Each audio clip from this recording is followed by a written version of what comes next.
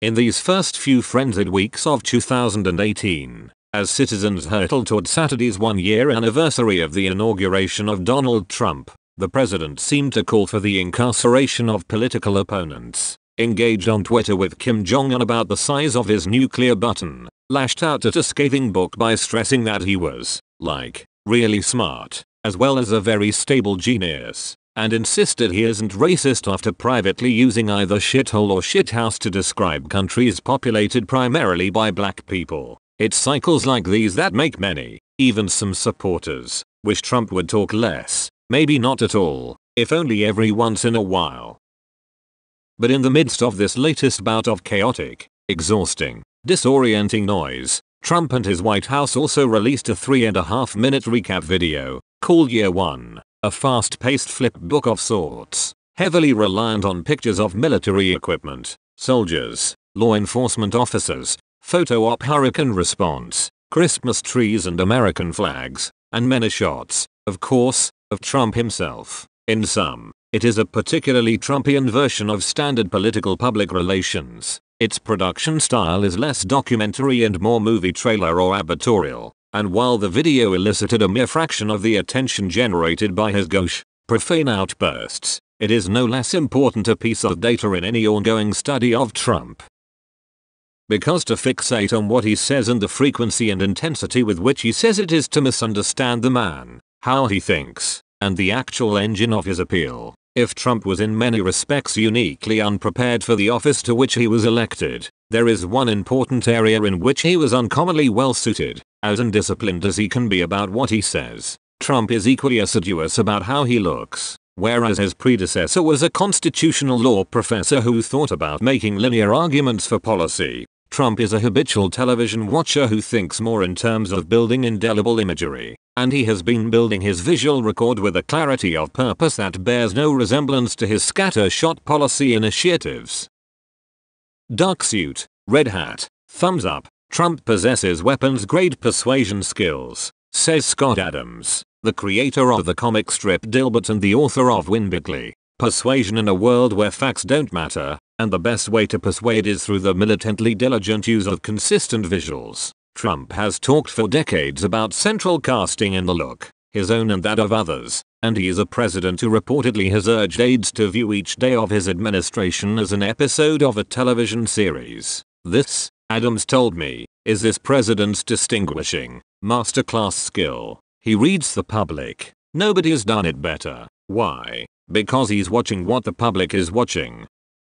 In this respect, Trump's television addiction, his resistance to reading and his short attention span, well, documented traits widely considered to be liabilities, are in fact not liabilities at all. The rallies, the signing ceremonies, the Oval Office snapshots, the Rose Garden and South Lawn backpat sessions, the reality show style boardroom meetings broadcast live, even the hokey red ribbon, white paper and golden scissors regulation, cutting that was ripped straight from the promoter's playbook. They are all purposeful impressions, crafted as a rolling, real-time ad for his permanent campaign, and they speak to Trump's clear-eyed, unsentimental understanding that the country's consumers more and more get their sense of the news through mostly distracted glances at screens.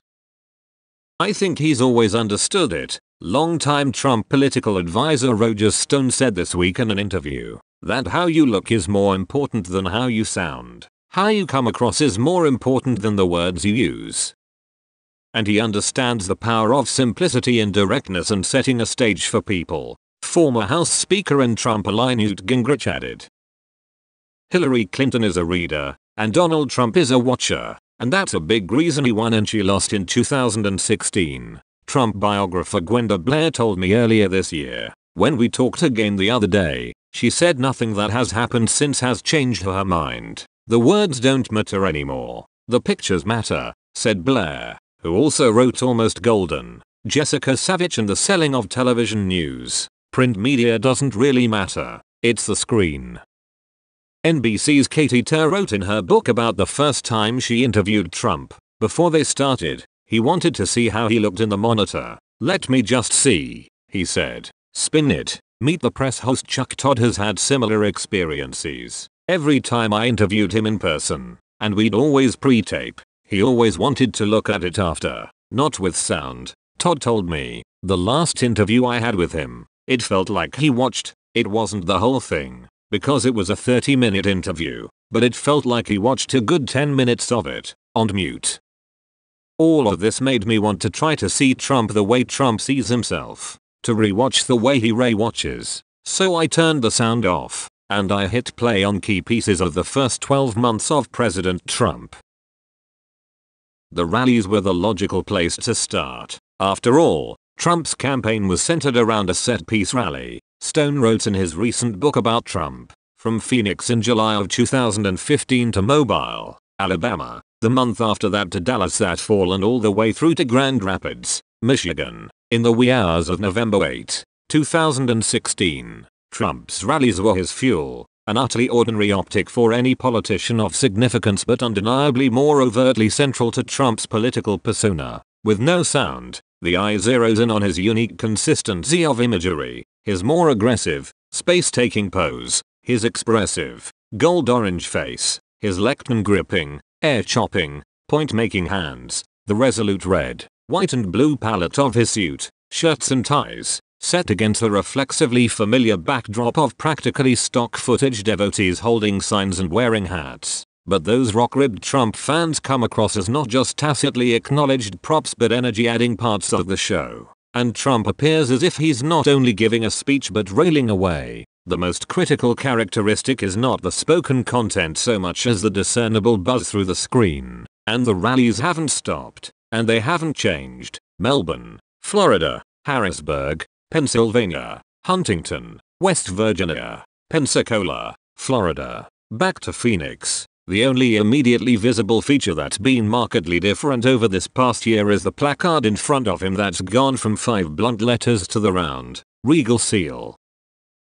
Trump's signing ceremonies, for executive orders or legislation, meanwhile, are the moving picture versions of the Oval Office grin and clicks, sometimes with thumbs up, sometimes without. But Trump is a star in every one, as presidential historian Douglas Brinkley told Politico last summer. Trump, same as past presidents, is in the middle of the frame, the only one seated, a shiny, uncluttered desk, surrounded by lawmakers who are standing, occasionally awkwardly, even deferentially, with his often more extended, body-twisting banter, though. Trump stokes some suspense while turning the lawmakers, stripped in such an image of context or consequence, into something like Hollywood. Set extras no different than the lawmakers behind him after the House healthcare vote in May or the lawmakers behind him after the tax cut vote in December, which earned a spot in year one. Most importantly, Trump's flourish from the get-go in these ceremonies was a move that quickly became a trademark. The theatrical, side-to-side display of his thick, dark inimitable signature, managing to give a requisite, mostly static scene from any modern presidency a more kinetic, compelling look all his own. But what has become perhaps the most useful regular image for Trump over the course of his first year as president is his boardroom-style meetings at the White House. That's because it's the one most reminiscent of The Apprentice. There are many reasons Trump is now the president, but The Apprentice is on the short list. The private sector capstone to his hyper-public life was ultimately his bright lights bridge to the West Wing. And in these cabinet room meetings, it hardly matters whether he's with members of his cabinet, Republican legislators, Democratic legislators or some combination. And it doesn't matter what they are saying. And it doesn't matter what he is saying, either. It all looks the way he wants it to look on America's digital wallpaper, on the televisions at the gym or above the bar or on the walls of oil change waiting rooms or at the gas pump gas or the phones in everyone's hands. The meetings let him be in charge. They let him bask in praise. They show him sitting up straight, crossing his arms, attempting to convey with his stern face a no-nonsense strength.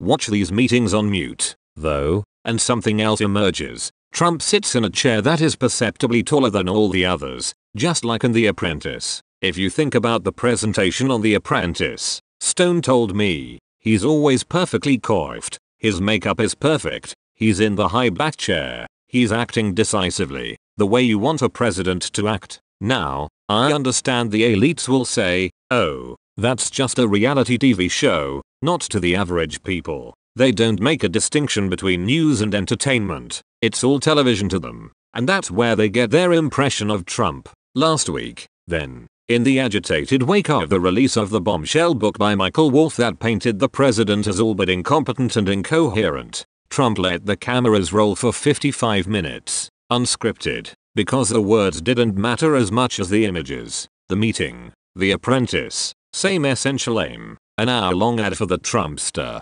Stone said. He starts as a marketer, Gingrich added, and as a guy who understands reaching retail audiences, and a guy who understands putting on for 14 years a top-rated TV show. Straight out of The Apprentice, former Trump casino executive Jack O'Donnell told me this week when I asked him about the cabinet room meetings.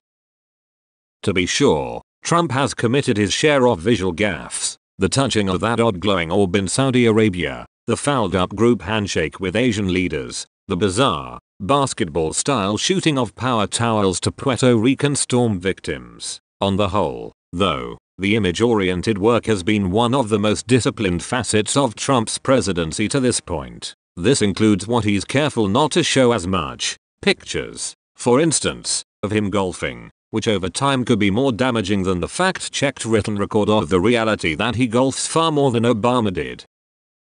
He's got a knack for that. Former Trump Organization executive Barbara Rez said of Trump's emphasis on visuals, he has an instinct. But he has studied it, too, for much of his life.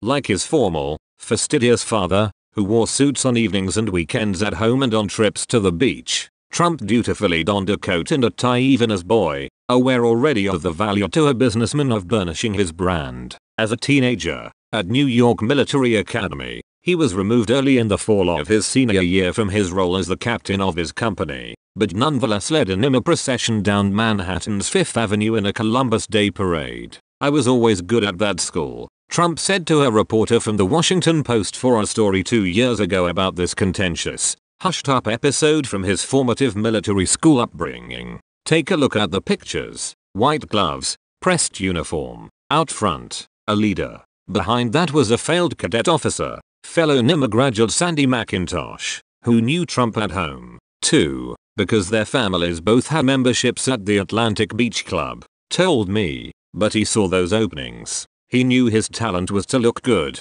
to look the part. The image-obsessed Trump hired an ex-cop bodyguard to drive a limousine with DJT vanity plates before he had so much as put his name on an edifice or even renovated a hotel. This particular focus also extended, of course, to his active, long-running interest and involvement in politics, an arena in which he from early on was every bit as much an insider as he was an outsider.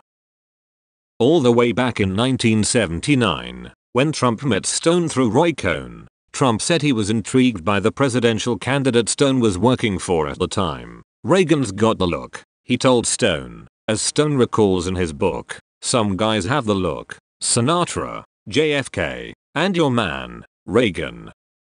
9 years later, at the Republican National Convention in New Orleans, following Trump's first not totally serious but also not totally unserious dalliance with running for president, and in the middle of a year in which was simultaneously ascendant and recklessly acquisitive, Trump had Stone fire an advance man because he was taller than Trump. He was also very handsome, Stone told me. He was very efficient, very capable, and Trump liked him. "He did a great job when we got to the airport to leave town," he said. "That was really great. Everything went great. You guys did a great job." He shook hands with everybody. "As soon as he got out of that plane," he said, "fire that guy." And I said, "Why? I thought you said he did a great job." He said, "He did do a great job, but he's taller than me." And not quite 27 years after that, Trump arrived at the peach, marble base of Trump Tower to announce that he finally was running for president for real. So he forced the networks to cover him standing next to his supermodel wife, slowly descending the escalator into the ornate lobby of a building that had his name on it. Gingrich wrote in his book Understanding Trump, "Think about the image of success as visual conveyed to most Americans," he added. "Visuals matter more than words. Style matters more than convention. The overall impression matters more than the details. I think I look real good," Trump said in April of 2016, during a rally in Hagerstown, Maryland, as he began to close in on the GOP nomination. I mean, I think I look like a president. Do I look like a president? He said the next day, at another rally, in Westchester, Pennsylvania. How handsome am I, right? How handsome. The last week of that September, heading into the first presidential debate, Trump called Stone. I was waiting for some 50 questions, Stone said, and he said, I got only one question, and I said, okay, what is it? And he said, what color tie, red or blue?